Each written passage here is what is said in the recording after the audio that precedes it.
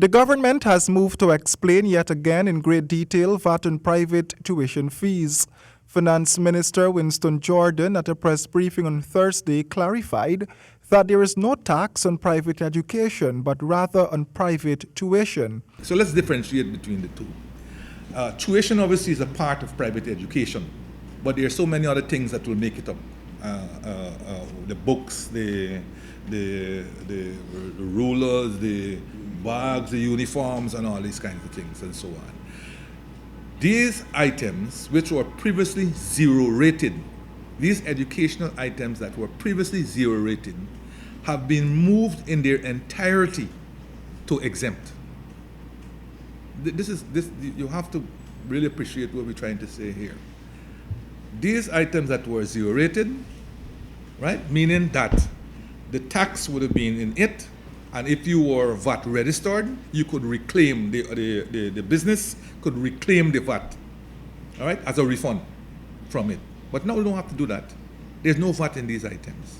VAT has completely been removed from traditional school items like stationery school supplies, laptops, book bags, textbooks, among others. Minister Jordan explained that when the private schools purchase supplies to resell to students in the school, they usually charge the VAT and then mark up the prices.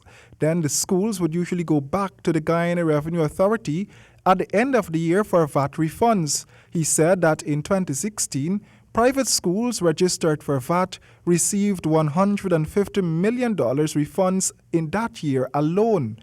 This is an interesting statistic. The top 8 of these private institutions have income in excess of $2 billion a year. So 14% on only in the top 8 will give us roughly $300 million on VAT. The top 8 institutions in Guyana, private school institutions that are registered with the GRA, earn fees in excess of $2 billion a year. All right?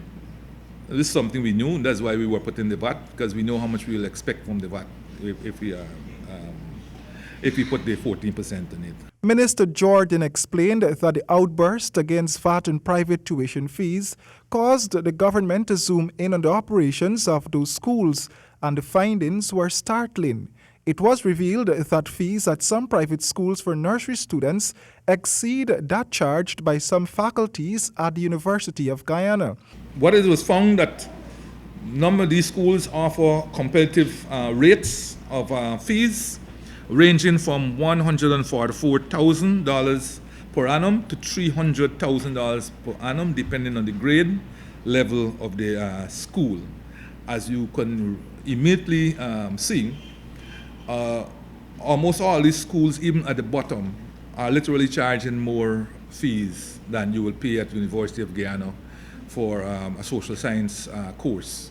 As of the large number of schools that are not paying taxes, Head of the Guyana Revenue Authority, Mr. Godfrey Station, noted that the tax body will be going after those institutions. Look at these schools, and some of them have been on compliance since 2012.